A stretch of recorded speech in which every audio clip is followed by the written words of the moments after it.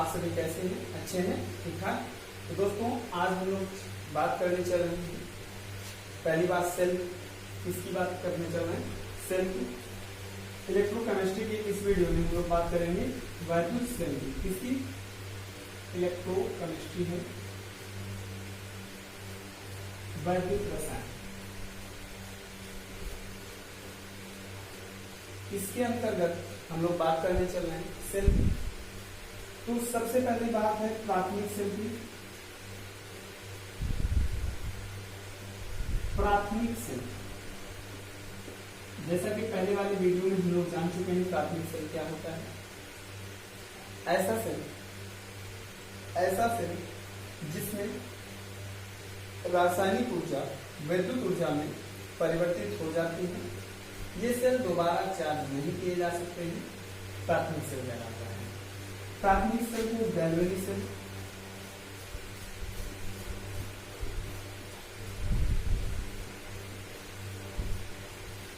VoLTE cell,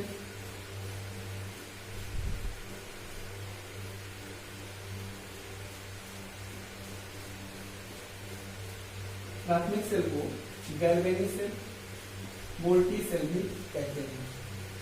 जैसा कि हम जानते हैं उदाहरण में डेनियल सेल। डेनियल सेल क्या है? आपका एक प्राथमिक सेल है, एक रासायनिक सेल है। ठीक है, प्राथमिक सेल को हम रासायनिक सेल भी बोलते हैं। तो दोस्तों इसका मतलब होता है कि जब आपका कोई सेल क्या हो, जब कोई सेल रासायनिक ऊर्जा, भाई देखिए सेल होता है, सेल में रसायन उपस्थित होते हैं। उन रसायन में क्या होती है? विभिन्न क्रियाएं होती हैं, विभिन्न रासायनिक क्रियाएं होती हैं और उन रासायनिक क्रियाओं द्वारा सेल क्या करता है? ऊर्जा प्रदान करता है, यानी विद्युत देता है, विद्युत ऊर्जा प्रदान करता है। देखो इलेक्ट्रोकेमिस्ट्री का मतलब क्या होता है? इलेक्ट्रो मतलब विद्युत और केमिस्ट्री का मतलब ये हुआ विद्युत ऊर्जा और केमिस्ट्री, इसमें दो लोग हैं। यानी क्या? केमिस्ट्री का मतलब केमिस्ट यानी केमिकल एनर्जी। क्या हुआ? Chemical energy. जब इलेक्ट्रिक एनर्जी और केमिकल एनर्जी क्या होती है? दोनों एक दूसरे में पाई जाती है, दोनों पाई जाती है किसी आपके पार्ट में। तो इसमें प्राथमिक सेल और सेल, सबसे मेन बात है आपको बात करनी है सेल की। किसकी बात करनी है? सेल की। तो सेल क्या होते हैं आपके इलेक्ट्रोकेमिस्ट्री के अंतर्गत? आपको सेल को जानना बहुत जरूरी होता है। तो प्राथमिक सेल होता है और द्वितीयक सेल होता है, जिसे आप प्राथमिक सेल को आप कहते हो रासायनिक सेल। क्या कहते हो? रासायनिक सेल भी कहते हो, रासायनिक सेल। और द्वितीयक सेल को आप विद्युत अपघटनी सेल भी कहते हैं। क्या कहते हो? विद्युत अपघटनी सेल। द्वितीयक सेल को क्या कहते हो? विद्युत अपघटनी सेल। समझ में आएगा? द्वितीयक सेल को कहते हो विद्युत अपघटनी सेल और प्राथमिक सेल क्या होता है? रासायनिक सेल होता है। तो सबसे पहले आज विद्युत अपघटनी सेल क्या होता है? जब क्या होता है किसी सेल को हम क्या करते हैं? ऊर्जा देते हैं। जैसे मोबाइल वगैरह आपके घर में वो हुआ है, आपके पास भी मोबाइल है।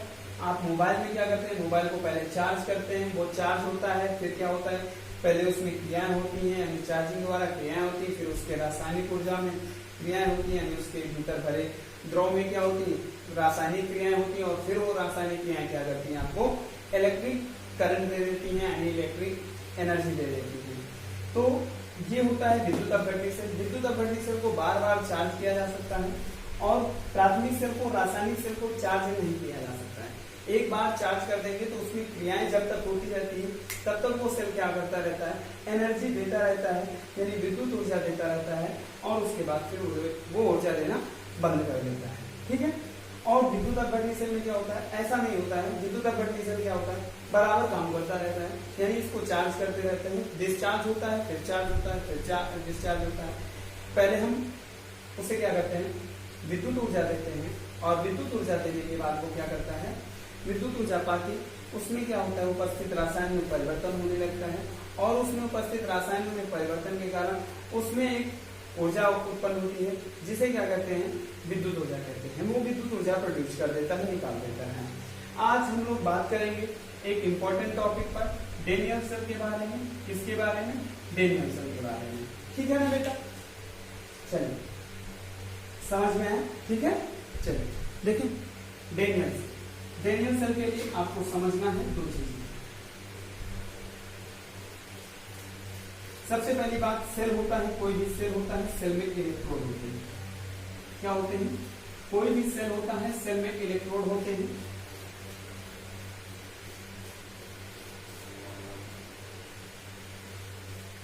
इलेक्ट्रोड, ठीक है। इलेक्ट्रोड आपके दो प्रकार के होते हैं। एक होता है एनोड, एनोड और कैथोड का नाम आपने सुना होगा।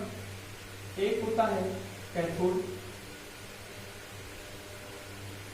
कैथोड होता है पॉजिटिव और एनोड होता है नेगेटिव। कैथोड होता है पॉजिटिव, एनोड होता है नेगेटिव। बात समझ में? कैथोड और एनोड, ठीक है। अब बात करते हैं हम लोग एनोड के बारे में। तो कैथोड और एनोड, अब बात करने वाले हैं लोग डेनियल सेल। डेनियल सेल,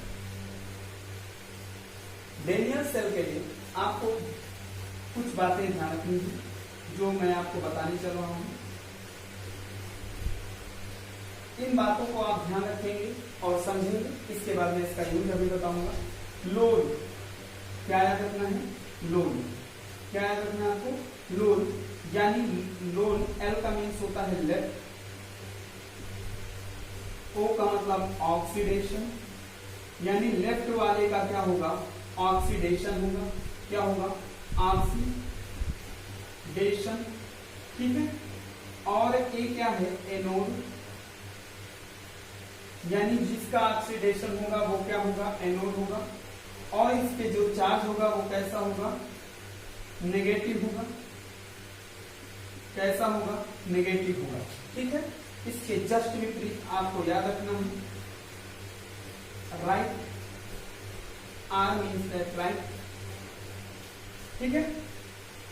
और फिर उसके बाद ऑक्सीडेशन का क्या होगा? दूसरे वाले का क्या होगा? इसके जस्ट विपरीत वाले का क्या होगा? राइट में क्या होगा? रिडक्शन होगा, यानी अपचयन होगा। अच्छा भैया, ऑक्सीडेशन में क्या होता है? इलेक्ट्रॉन दाता होता है, इलेक्ट्रॉन को क्या करता है? त्यागता है, इलेक्ट्रॉन का दाता होता है, निकाल देता है। और रिडक्शन जिसका होता है, यानी अपचयन वाला जो क्या होगा? उसका जो है इलेक्ट्रॉन ग्रहण करता है। वो क्या करता है? इलेक्ट्रॉन ग्रहण करता है। समझ में आएगा? इलेक्ट्रॉन ग्रहण करता है, ठीक है। और अगली बात है एनोड, यहां पर होता है कैथोड। क्या होता है? कैथोड, CATHODE, कैथोड, ठीक है। और अगला है पॉजिटिव। क्या होता है? यहाँ पर जो चार्ज होता है नेगेटिव होता है, और एनोड का मतलब नेगेटिव होता है, और पॉजिटिव। चलिए समझते हैं बात को। बेटा डेनियल सेल में, यानी आपका जो रासायनिक सेल है, रासायनिक सेल के लिए कुछ इंपॉर्टेंट बातें हैं, वो बातों, उन बातों को आपको समझना है और ध्यान देना है। इसमें क्या होता है? लेफ्ट साइड, कौन सी साइड? लेफ्ट साइड वाले का क्या होगा? लेफ्ट में जो होगा उसका क्या होगा? आपका लेफ्ट में जो होगा उसका क्या होगा? लेफ्ट वाले का ऑक्सीडेशन होगा और एनोड का कार्य करेगा, और उस पर चार्ज कैसा होगा? नेगेटिव होगा। राइट वाले का क्या होगा? राइट वाले का रिडक्शन होगा और कैथोड का कार्य करेगा, और उसमें पॉजिटिव चार्ज होगा। समझ में आया? चले देखते हैं थोड़ी सी।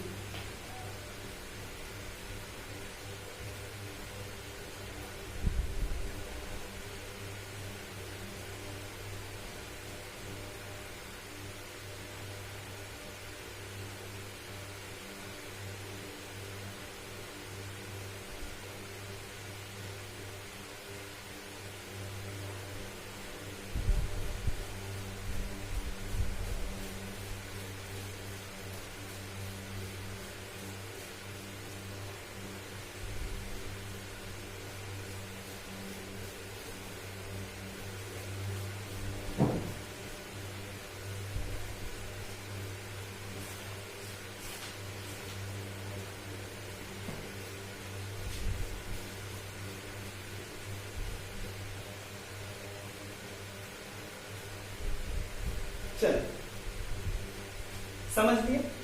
ध्यान रहे, लेफ्ट वाले में जो होगा, लेफ्ट का जो आपका लेफ्ट में क्या होगा, ऑक्सीडेशन होगा, यानी इलेक्ट्रॉन को क्या करेगा, त्याग देगा, निकाल देगा, दाता होगा और इस एनोड का कार्य करेगा और नेगेटिव चार्ज होगा। राइट वाला जो होगा वो क्या होगा, जो राइट में होगा यानी दाईं साइड में जो होगा उसका रिडक्शन होगा, यानी उधर कौन सी अपक्रिया होगी, अपचयन अपक्रिया होगी और वो कैथोड का कार्य करेगा और उस पर चार्ज कैसा होगा, पॉजिटिव चार्ज होगा। चलिए बात समझ में आई ना। अब बात करते हैं दोस्तों डेनियल सेल की। डेनियल सेल जो होता है ना वो दो लोगों से मिलकर बनता है। डेनियल सेल कितने लोगों से मिलकर बनता है, दो लोगों से मिलकर बनता है। डेनियल सेल कितने लोगों से मिलकर बनता है, दो लोगों से मिलकर बनता है। एक तो Zn, एक C। किससे, ये जिंक और कॉपर से मिलकर बना होता है। जो डेनियल सेल होता है ना वो कितने लोगों से मिलकर बना होता है, दो लोगों से मिलकर बना होता है। एक Zn होता है और एक Cu होता है। ठीक है, जो Zn होता है ना, Zn होता है ये अधिक,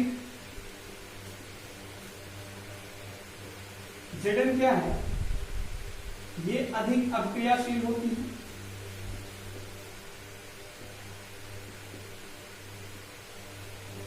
ये अधिक अपक्रियाशील होती है और अधिक अपक्रियाशील का मतलब क्या होता है, जो इलेक्ट्रॉन निकाल दे, क्या करे, इलेक्ट्रॉन निकाल दे। अगर ये इलेक्ट्रॉन देगा भाई दाता होगा, अगर ये दाता होगा तो फिर अगला क्या होगा, ग्राही होगा, यानी इलेक्ट्रॉन ग्रहण करेगा। ये Cu क्या होगा, कम क्रियाशील होगा।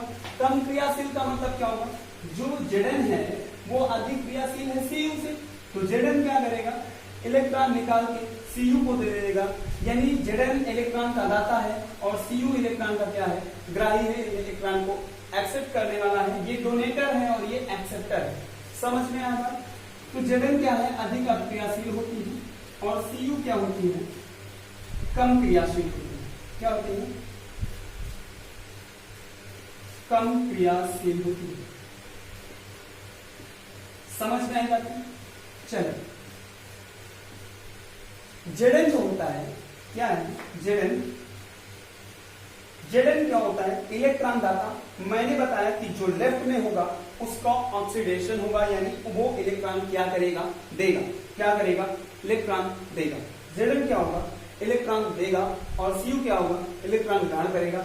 मैंने कहा इलेक्ट्रॉन क्या होता है, दाता होता है। कौन सा, लेफ्ट वाला, इसको मैंने लेफ्ट में रख दिया।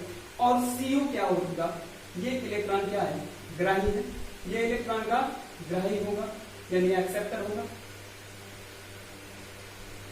और ये इलेक्ट्रॉन क्या है, दाता है, इलेक्ट्रॉन का दाता। चलिए डेनियल सेल के लिए क्या करते हैं दोस्तों, सबसे पहले अब बात करते हैं, मुझे चाहिए इलेक्ट्रोड। क्या चाहिए, इलेक्ट्रोड चाहिए।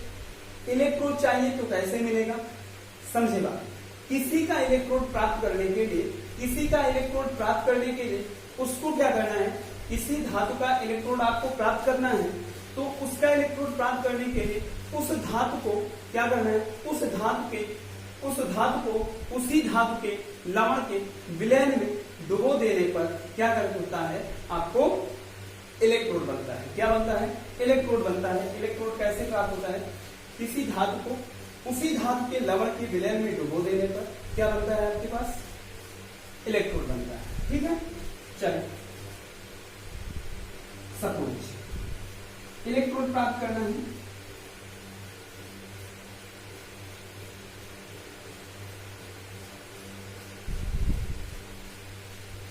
इलेक्ट्रोड प्राप्त करने के लिए क्या करते हैं, कोई एक हमने धातु ले ली जिंक की,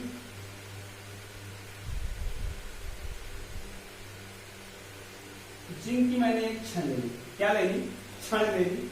जिंक की एक छड़ मैंने ले ली Zn,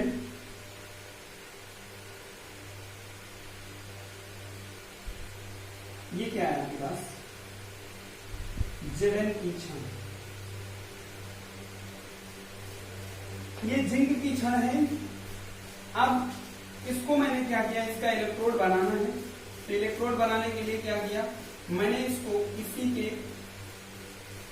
के लवण के विलयन में डुबो दिया, यानी इस क्षण को मैंने इसी के लवण के विलयन में डुबो दिया, डाल दिया, रख दिया।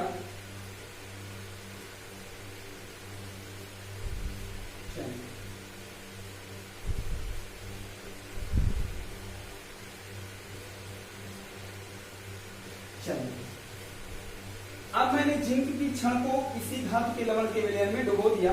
सपोज यहाँ पर इसी धातु का लवण का विलयन सबसे अच्छा मैं मानता हूँ ZnSO4।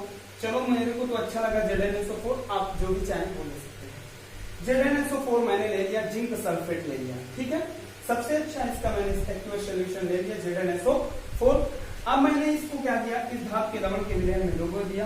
तो ये जो जिंक है ये क्या होगी, एक्वस सॉल्यूशन। जब क्या किया जाता है, धातु को किसी भी धातु को क्या किया जाए, विलयन में डुबाया जाए तो वो एक्वस सॉल्यूशन प्रोड्यूस करता है, ठीक है। मैंने ये आपका जिंक ले लिया और मैं क्या करता हूं, दूसरी ओर मैं ले लेता हूं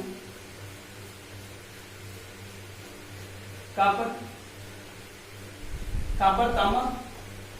तांबा के लिए क्या करना है दोस्तों, तांबे की छड़ ले लेनी है। क्या लेनी है, इसका इलेक्ट्रोड बनाने के लिए क्या करोगे, तांबे की छड़ ले लोगे। किसकी छड़ ले लोगे, तांबे की छड़ ले लोगे, बहुत आसानी से मिल जाती है, ठीक है। तांबे की छड़ ले लिया,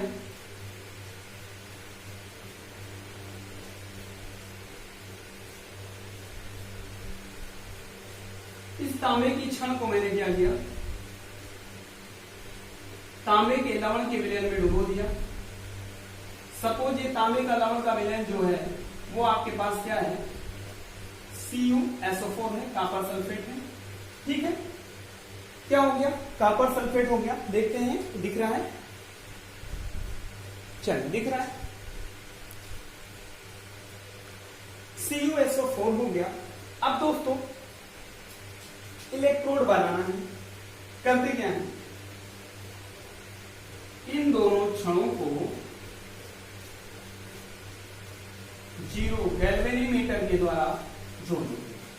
क्या कर देते हैं, गैल्वेनीमीटर, गैल्वेनोमीटर, ये हो गया गैल्वेनोमीटर,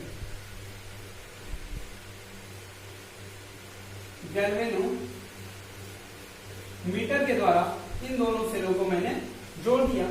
जब गैल्वेनोमीटर के द्वारा इन दोनों सेलों को मैंने जोड़ दिया, अच्छा बात तो सही है। अगर हम देखें तो ये जिंक की क्षण क्या हुई आपकी, Zn है, तो ये क्या है आपका, Zn की क्षण को मैंने इस लवण के विलयन में डुबो दिया, ठीक है।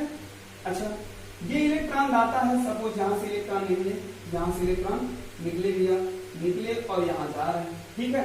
अच्छा इसमें क्या हुआ, ये क्या है, इलेक्ट्रॉन एक्सेप्टर है, Cu क्या है, इलेक्ट्रॉन एक्सेप्टर है। अच्छा इसने इलेक्ट्रॉन ग्रहण कर लिया। चलो बताओ इसमें क्या भैया परिपथ में धारा बहेगी, धारा बहेगी, नहीं बहेगी, क्यों नहीं बहेगी, देखो परिपथ क्या है, खुला हुआ है। परिपथ क्या है, यहां से देखो भाई, इससे क्या धारा, इससे धारा क्या इसमें उड़ के जाएगी भाई, ये तो एक इसको मैंने जोड़ दिया, इससे तो उड़ के नहीं जाएगी ना भाई। इस पूरे परिपथ में धारा बह सकती है, नहीं, क्योंकि यहां से धारा यहां तो उड़कर नहीं जाएगी। ये Cu हो गया, Cu की क्षण, और ये है Zn की क्षण, ठीक है। Zn मतलब इससे क्या होगा, इसमें धारा उड़ के तो नहीं जाएगी, इससे धारा इसमें उड़ के तो नहीं आएगी। इलेक्ट्रॉन इससे उड़ के तो इसमें नहीं जाएंगे ना, इलेक्ट्रॉन इससे उड़ के इसमें तो नहीं आएंगे ना, नहीं आएंगे, यानी धारा नहीं बहेगी। अच्छा धारा इस परिपथ के दौरान नहीं बहेगी, तो दोस्तों करना क्या है, धारा अगर इस परिपथ के दौरान नहीं बह रही है तो हमको करना क्या है, इन दोनों के बीच में एक आपको ब्रिज की निर्माण करना है। इसका निर्माण करना है ब्रिज का,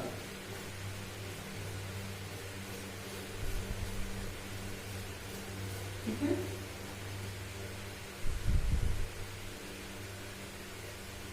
ब्रिज का निर्माण करना है, ब्रिज का, जिसे कहते हैं लवण सेतु। कौन सा सेतु, लवण सेतु। कौन सा सेतु होता है बेटा, लवण सेतु, ठीक है ना। कौन सा सेतु होता है, लवण सेतु। अच्छा लवण सेतु में करना क्या है, लवण सेतु में आपको ले लेना है पोटेशियम क्लोराइड। मैंने इसमें क्या ले लिया, एक ब्रिज इन दोनों को जोड़ने के लिए मैंने क्या किया, इन दोनों सोल्यूशनों में कॉपर सल्फेट और जिंक सल्फेट में मैंने क्या किया, कॉपर सल्फेट और जिंक सल्फेट में मैंने क्या किया, इन दोनों को मैंने जोड़ने के लिए, यानी इसमें धारा प्रवाहित होने के लिए मैंने क्या किया कि कॉपर सल्फेट और जिंक सल्फेट के विलयन में एक पोटेशियम क्लोराइड के लवण से डुबो दिया। अब इस ब्रिज को मैंने इसमें डुबो दिया, तो जो यह आपका होता है बेटा, यहाँ पर इसे बहुत ही प्यारा अच्छा सा नाम है इसका, अगर जैल। क्या नाम है इसका? अगर जैल इसका नाम होता है, अगर जैल। समझ में आएगा क्या होता है अगर जैल? ठीक है। अब क्या होगी, जो धारा होगी ना, इस क्षण से के द्वारा क्या होगी भाई, यहां से इलेक्ट्रॉन निकलेंगे और इलेक्ट्रॉन निकलने के बाद इस क्षण से क्या होंगे, इसमें जाएंगे, सॉरी इलेक्ट्रॉन क्या होंगे, इससे निकलने के बाद इस लवण से इसे होते हुए इस विलयन में आएंगे, और क्या होगा, इससे इलेक्ट्रॉन क्या होंगे, इससे इलेक्ट्रॉन इसमें आएंगे, यानी इलेक्ट्रॉनों का प्रवाह हो जाएगा। आपने पढ़ा है विद्युत धारा की डिफिनीशन आपने पढ़ी है कि क्या होता है, इलेक्ट्रॉनों के प्रवाह को ही विद्युत धारा कहते हैं। यानी इलेक्ट्रॉन जब प्रवाहित होंगे तो क्या होगा, आपका क्या होगा, विद्युत धारा बहेगी। यह सेल जो होता है ना, सेल का सबसे मुख्य कारण क्या होता है, इलेक्ट्रॉन के बिना सेल में धारा नहीं बह सकती। समझ में आया? इलेक्ट्रॉन इलेक्ट्रोड की बात करता है। इलेक्ट्रॉन दो प्रकार के होते हैं, इलेक्ट्रोड दो प्रकार के होते हैं, एक पॉजिटिव एक नेगेटिव, है ना। इलेक्ट्रॉन का एंटी करण क्या होता है, पॉजिट्रॉन होता है, वो रिएक्शन का कार्य कराता है। समझ में आएगा क्या होता है?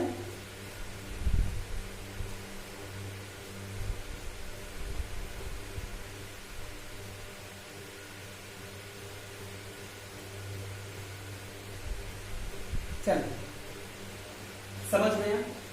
चलिए होता क्या है दोस्तों, इसके लिए बात को समझना है आपको, थोड़ा रख कर देते हैं ऊपर, देखेंगे जो आपका यहाँ पर जिंक की क्षण है, जैसे ही आप जिंक की क्षण को क्या करते हो, इस सॉल्यूशन में डुबाते हो, यानी ZnSO4 में डुबो देते हो। ZnSO4 में जिंक क्या होती है, ठोस होती है। कैसी होती है? ठोस होती है, सॉलिड होती है। तो जिंक की क्षण को मैंने क्या किया, इस ZnSO4 के लवण के विलयन में डुबो दिया। तो ये क्या करता है, आपका जिंक जो होता है ना, ये इलेक्ट्रॉन दे देता है, और जिंक का इलेक्ट्रॉनिक विन्यास के आधार पर कितने इलेक्ट्रॉन देता है, 2 इलेक्ट्रॉन देता है। कितने इलेक्ट्रॉन देता है, 2 इलेक्ट्रॉन दे देता है, यानी 2 इलेक्ट्रॉन ये दे देगा। अगर 2 इलेक्ट्रॉन दे देगा तो ये क्या बनाएगा, Zn+2 बनाएगा। क्या बनाएगा, Zn+2 बनाएगा। अच्छा, इस अभिक्रिया को दोस्तों ध्यान रखना, इस अभिक्रिया को कहते हैं अर्ध इलेक्ट्रॉन दे रहा है, इसलिए क्या कहेंगे, ऑक्सीकरण अभिक्रिया। कौन सी अभिक्रिया, अर्ध ऑक्सीकरण अभिक्रिया। समझ में आया, अर्ध ऑक्सीकरण अभिक्रिया। चलिए अब इसमें से क्या होगा, यानी यहां पर जो आपका आयन मिलेगा वो Zn+2 मिलेगा। क्या मिलेगा, Zn+2। कौन सा मिलेगा, Zn+2। अब Zn+2 क्या होगा, इससे इलेक्ट्रॉन निकलेंगे और कहां इलेक्ट्रॉन आएंगे, यहां पर आएंगे, ऐसे होते हुए यहां पर एक। अच्छा, गैल्वेनोमीटर को मैंने शून्य की स्थिति में क्यों लगाया, क्योंकि जैसे ही, एक बात थोड़ा ध्यान रखेंगे, गैल्वेनोमीटर को मैंने क्या किया, 0 के रूप में क्यों लगाया, जैसे ही थोड़ी सी भी धारा क्या होगी इस परिपथ में प्रवाहित होगी, वैसे ही इसमें क्या होगा, विक्षेप होने लगेगा। क्या होगा, गैल्वेनोमीटर में क्या होने लगेगा, विक्षेप होने लगेगा, और ये बताएगा कि परिपथ में धारा बह रही है। समझ में आई ना बात? तो क्या होगा दोस्तों, अब जैसे ही इलेक्ट्रॉन क्या करता है, इससे होते हुए इस विलयन में आता है। जब इस विलयन में आता है तो यहां पर संभव स्थितियां कितनी हैं, Cu+2 और SO4-2। समझ में? तो इलेक्ट्रॉन क्या होता है, चले देखिए, गैल्वेनोमीटर,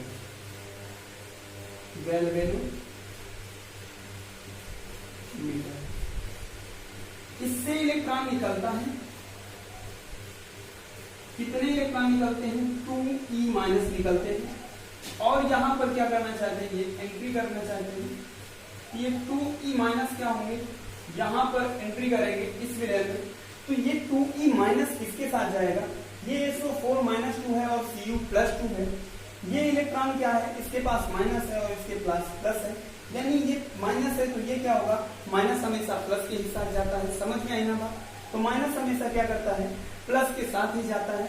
तो यानी ये आपका Cu के साथ आएगा, किसके साथ आएगा, Cu के साथ, यानी इसमें जो आपका CuSO4 को Cu प्लस 2 और SO4 माइनस 2, ठीक है। तो यहां पर क्या होगा, Cu प्लस 2, बात को समझना है थोड़ा सा। यहां से Zn क्या हुआ, चेंज हुआ किसमें, Zn प्लस 2 में, इसमें चेंज हुआ Zn प्लस 2 में, इसमें चेंज हो गया है Zn प्लस 2 में। चल ये किसमें चेंज हो गया, Zn प्लस 2 में। अच्छा, यहां से ये जो आपके प्लस 2 है, यानी इसमें 2 इलेक्ट्रॉन निकल रहे हैं, ये 2 इलेक्ट्रॉन निकलेंगे तो यहाँ 2 इलेक्ट्रॉन ग्रहण करने वाले के पास जाएंगे, यानी ये अगले में जाएंगे। जब अगले में जाएंगे तो क्या होगा, Cu और SO4 होगा, तो Cu क्या करेगा, इलेक्ट्रॉन यहाँ पर ग्रहण करेगा, क्या करेगा, इलेक्ट्रॉन ग्रहण करेगा।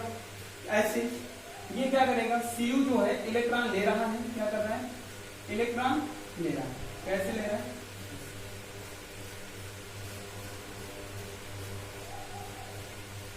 ये क्या कर रहा है, इलेक्ट्रॉन ले रहा है। Cu इलेक्ट्रॉन क्या कर रहा है, ले रहा है। तो जब Cu इलेक्ट्रॉन ले रहा है, Cu क्या कर रहा है, इलेक्ट्रॉन ले रहा है, यानी यहां पर Cu है और क्या हो जाएगा, प्लस का 2, ये इलेक्ट्रॉन लेकर, ध्यान रहे दोस्तों, इस जिंक की क्षण Zn प्लस 2 क्या हुआ है, यहां पर घुला है, यानी ये एक्वियस सॉल्यूशन होगा।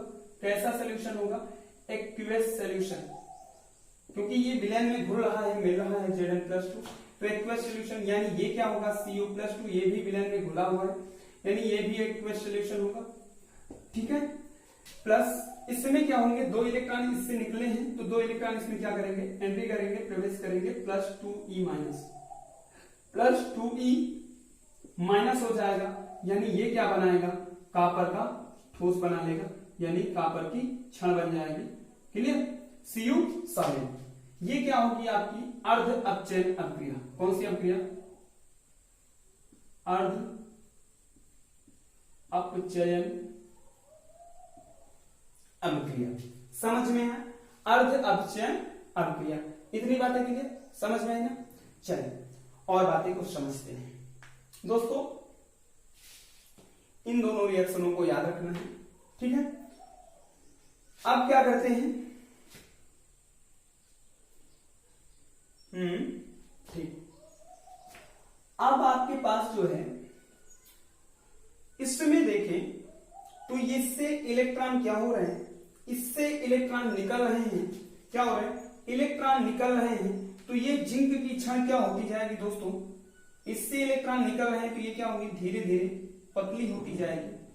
क्या होगी, इलेक्ट्रॉन निकल रहे हैं तो ये क्या होगी, धीरे धीरे पतली होती जाएगी, यानी ये वाली जिंक की क्षण क्या होगी, धीरे धीरे छोटी होती जाएगी। क्या होती जाएगी, क्योंकि इलेक्ट्रॉन निकल रहे हैं, जब इलेक्ट्रॉन निकल रहे हैं तो इससे क्या होगा, थोड़ा सा इसका मोटापा कम हो जाएगा। क्या हो जाएगा, इलेक्ट्रॉन निकल रहे हैं तो धीरे धीरे इसका मोटापा कम हो जाएगा, और जैसे जैसे इसका मोटापा कम होता जाएगा, एक समय आएगा ऐसा कि ये बिल्कुल पतली हो जाएगी। तो क्या होगा दोस्तों, तो क्या होगा, तो धारा आपकी बहना सेल से बंद हो जाएगी, यानी सेल आपका क्या हो जाएगा, डिस्चार्ज हो जाएगा। क्या हो जाएगा, सेल आपका डिस्चार्ज हो जाएगा। क्लियर हुआ। अच्छा, इससे क्या होगा, जब इलेक्ट्रॉन निकलेंगे तो ये तो पतला होता जाएगा, लेकिन ये इलेक्ट्रॉन यहां पर प्रवेश कर रहे हैं 2e माइनस। भाई जब इलेक्ट्रॉन इससे निकल रहे हैं तो ये क्या हो गया, धीरे धीरे पतली होती जाएगी, 2e माइनस हो गया। अब यहां से इलेक्ट्रॉन इसमें प्रवेश कर रहे हैं तो ये क्या होगा, धीरे धीरे मोटा होता चला जाएगा, धीरे धीरे मोटा होता चला जाएगा और इसमें धारा बहना क्या हो जाएगी, परिपथ में बहुत ज्यादा मोटा हो जाएगा और धारा बहना परिपथ में बंद हो जाएगी। समझ में? चलिए इतनी बातें तो क्लियर हो गई। अब ठीक है ना, समझ में आ रहा? अब ये जो आपका क्या होता है कि आपका ZnSO4 है, यहां से Zn+2, ये जिंक की क्षण जैसे जैसे धीरे धीरे बढ़ती जाएगी, यहां पर Zn+2 Zn+2 Zn+2 बढ़ते चले जाएंगे। जब Zn+2 क्या होंगे, बहुत ज्यादा बढ़ जाएंगे, तो एक समय बाद ये कहेंगे कि अब आप मेरे पास ना आइए, यानी Zn+2 को क्या करेगा, ये फेंकना कर देगा चालू, यानी प्रतिकर्षित करना चालू कर देगा, यानी बाहर निकाल देगा, इनको फेंक देगा, इनकी आवश्यकता इसको नहीं रहेगी। जब इसकी Zn+2 की आवश्यकता नहीं रहेगी तो यानी जब आपके पास क्या होगा, Zn+2 के कारण आपको धारा मिल रही थी, लेकिन Zn+2 क्या होगा, ये दोस्तों आना मतलब निकलना बंद हो जाएगा, यहाँ पर आना बंद हो जाएगा विलयन में, एक्वस सोल्यूशन मिलेगा नहीं Zn+2 का, तो धारा बहना बंद हो जाएगी। इसी प्रकार इसमें क्या होगा, इसमें Cu+2 क्या होगा, अच्छा Zn+2 तो है, Zn+2 इसमें अधिक हो जाएगा, Zn+2 की अधिकता हो जाएगी, इसमें क्या हो जाएगा, Zn+2 की अधिकता हो जाएगी। जब Zn+2 की अधिकता हो जाएगी तो क्या होगा, धारा बहना बंद हो जाएगी। और दोस्तों यहां पर क्या होता है, Cu+2 क्या है, Cu+2 इसमें इलेक्ट्रॉनों की क्या होती जाएगी, एक समय ये इलेक्ट्रॉनों की वृद्धि होती जाएगी, क्या होती जाएगी, इलेक्ट्रॉनों की वृद्धि होती जाएगी, यानी माइनस चार्ज की वृद्धि होती जाएगी। अगर यहाँ पर इलेक्ट्रॉन क्या होंगे, यहां से बाहर की ओर निकलते रहेंगे, यानी Cu की क्षण में इन्वॉल्व होते रहेंगे, यहां से इलेक्ट्रॉन क्या होंगे, इसमें जब इलेक्ट्रॉन विलयन में आते रहेंगे, विलयन में आते रहेंगे, जैसे जैसे इलेक्ट्रॉन इसमें आते रहेंगे, यानी यहाँ पर Cu क्या होता जाएगा, मोटा होते जाएगा, यानी Cu की बढ़ोतरी होती जाएगी। जब Cu बढ़ता जाएगा तो SO4 भी क्या होगा, बढ़ता चला जाएगा, SO4-2 SO4-2 ऐसा होता चला जाएगा, SO4-2। अब दोस्तों ये बात तो सही है कि ये आपका बढ़ता चला जाएगा।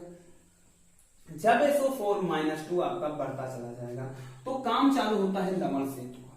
किसका काम चालू होता है, लवण सेतु का। लवण सेतु क्या करता है दोस्तों, यहां से ये इसका Cl जो होता है, ये Cl जो होता है ना, ये आपका Zn के साथ रिएक्शन कर लेता है, Zn+2 और प्लस का Cl-, तो Zn और Cl मिलके क्या बनाते हैं, ZnCl2। ये आपका ठोस होता है, सॉलिड होता है, ये आपका एक्वस होता है, ठीक है। यहां पर Cl के कितने हो जाएंगे, 2। ये ZnCl2 होता है, तो ZnCl2 क्या होता है, यहां पर तली में बैठ जाता है, क्या होता है, तली में बैठ जाता है ZnCl2 सॉलिड के रूप में। और फिर जब ZnCl2 बैठ जाता है तली में, तो ये क्या करता है, Zn+2 फिर से देने लगता है, क्या करने लगता है, Zn+2 फिर से देने लगता है, यानी ZnCl+2 और आ जाता है, इसमें बढ़ता चला जाता है, क्योंकि भाई Zn+2 ये क्या करेगा, साम्यावस्था को, उदासीनता को बनाने के लिए उत्तरदायी होगा। ZnCl2 क्या होगा, उदासीनता को बनाए रखने के लिए उत्तरदायी होगा। इसी प्रकार यहां पर जो आपका SO4 बढ़ जाएगा, SO4 की उदासीनता, SO4 को बैलेंस करने के लिए क्या होगा, ये K+ आपका SO4 के साथ रिएक्शन कर देगा, SO4-2, तो यहां से बनेगा K2SO4, ये भी सॉलिड होता है, ये भी सॉलिड होगा, ये भी नीचे बैठ जाएगा, इसका कोई अस्तित्व तो नहीं रह जाएगा। जब इसका कोई अस्तित्व नहीं रह जाएगा, यहां पर K2SO4 हो जाएगा, क्लियर। ये उदासीनता बनाएगा, यानी यहां पर ये क्या करेगा, SO4- आयन फिर से देने लगेगा, यहां पर SO4- आयन देता रहेगा, यहां पर Zn+2 देता रहेगा, फिर से धारा बहना चालू रहेगी। समझ में आई है बात, क्लियर। तो ये क्रिया क्या होती है, लगातार इसमें चलती रहती है, और एक समय के बाद क्या होता है, जब बिल्कुल रसायन आपका नष्ट हो जाता है, जब बिल्कुल भी रसायन आपका नष्ट हो जाता है ना, तो ये क्रिया क्या होती है, बंद हो जाती है। क्या हो जाती है, ये क्रिया बंद हो जाती है, और सेल आपका डिस्चार्ज हो जाता है। सेल आपका क्या हो जाता है, डिस्चार्ज हो जाता है। चल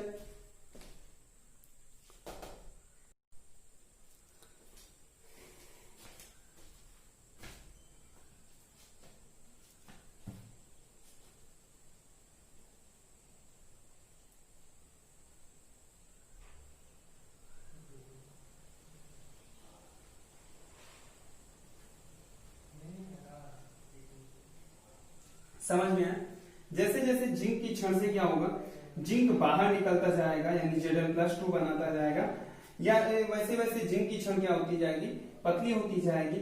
और इसमें क्या होगा, वैसे वैसे जब आपका Cu क्या होगा, Cu की क्षण में इलेक्ट्रॉन प्रवेश करता जाएगा यानी Cu+2 खींचता जाएगा। Cu की क्षण Cu+2 क्या होता जाएगा, कापर की क्षण में बदलता जाएगा। वैसे वैसे ये क्षण क्या होती जाएगी, मोटी होती जाएगी। भाई इसमें कापर आ रहा है और इसमें क्या होता है, जिंक बाहर निकल रहा है, तो इसमें जिंक की क्षण से पतली होती जाएगी और ये मोटी होती जाएगी। इतनी सारी बातें क्लियर हो गई ना दोस्तों। चलिए अब हम लोग बात करते हैं यहां से Zn और ये आपकी दो अभिक्रियाएं हैं। क्या हैं? ये आपकी दो अभिक्रियाएं हैं। इस अभी ग्राफ को नहीं मिटाएंगे। तो यहां से जब ये दो अभिक्रियाएं अर्ध ऑक्सीकरण अभिक्रिया और अर्ध अपचयन अभिक्रिया दोनों आपस में मिलती हैं तो क्या होता है, ये आपका सेल अभिक्रिया देती है। कौन सी अभिक्रिया? सेल अभिक्रिया। सेल अभिक्रिया के लिए करना क्या है, Zn है और Zn+2 है, 2e से 2e कैंसिल हो जाएगा यानी आपका Zn plus Zn solid plus Cu+2 aqueous solution, ठीक है, irreversible reaction Zn+2 aqueous plus का Cu सॉलिड, ठीक है। इस अभिक्रिया को हम कहते हैं सेल अभिक्रिया। कौन सी अभिक्रिया? सेल अभिक्रिया। समझ में है? सेल अभिक्रिया क्लियर, सारी बातें क्लियर हो रही है ना। इस अभिक्रिया को क्या कहते हैं, सेल अभिक्रिया। अच्छा हाँ बेटा, एक बात करनी थी, ये आपका देखो इलेक्ट्रॉन क्या कह रहा है, दे रहा है, यानी इस पे क्या हो रहा है, इलेक्ट्रॉन की कमी आ रही है, नेगेटिव चार्ज इस पर आ रहा है, ये आपका माइनस होगा। जो माइनस होगा उसे बोलते हैं एनोड। भाई समझो, नॉर्मली समझो, इस पे क्या हो रहा है, Zn+2 बढ़ रहा है। क्या हो रहा है, Zn+2 बढ़ रहा है यानी आपका इलेक्ट्रॉन क्या हो रहा है, बाहर निकल रहा है, यानी क्या होगा, ये माइनस होगा, इससे निकल रहा है तो माइनस होगा, इस पे निकल रहा है, इस पे आ रहा है तो प्लस होगा, यानी ये कैथोड होगा और ये आपका एनोड होगा। समझ में आएगा, कैथोड होगा और एनोड होगा। अब बात करते हैं हम लोग सेल का निरूपण। किसका निरूपण? सेल का निरूपण। किसका निरूपण? सेल का निरूपण। रब कर देना, सेलों का निरूपण। सेलों का निरूपण। सेलों का निरूपण के लिए आपको करना क्या है, एक तरफ एनोड लिख लो और एक तरफ कैथोड लिख लो। एक तरफ एनोड, एक तरफ कैथोड। समझ में? एनोड और कैथोड। अब दोस्तों बीच में क्या करना है आपको, लवण सेतु। लवण सेतु को आपको क्या करना है, ऐसे दो लाइनों से डिनोट करना है। अब एनोड पर क्या हो रहा है, जिंक क्या हो रहा है, जिंक आपका Zn+2 में बदल रहा है। Zn किसमें चेंज हो रहा है, Zn+2 में, यानी जिंक का ऑक्सीडाइजेशन होता है Zn+2 में, तो जिंक Zn+2 में बदल रहा है। और यहां पर कैथोड पर क्या हो रहा है, Cu+2 चेंज हो रहा है किसमें, Cu+2 फंक्शन। तो यानी किसी सेल का निरूपण करने के लिए क्या करना है, उसमें देखना है आपको कि उसमें ऑक्सीडेशन किसका हो रहा है और रिडक्शन किसका हो रहा है। और ध्यान रहे कि दाईं ओर आपको क्या करना है, रिडक्शन वाले को लिखना है और बाईं ओर क्या करना है आपको, ऑक्सीडेशन वाले को लिखना है। ये आपका सेल का निरूपण हो गया। अच्छा बेटा यहाँ पर KCl एक लवण सेतु है ना, तो लवण सेतु के बारे में आप समझेंगे। लवण सेतु का कोई ना कोई यहाँ पर कार्य होगा। क्या होगा, लवण सेतु का कार्य होगा। तो लवण सेतु के कार्य के बारे में बात करते हैं। मैंने जैसा कि आपको पहले भी बताया, लवण सेतु का कार्य क्या होता है, विद्युत उदासीनता बनाए रखना। क्या करना,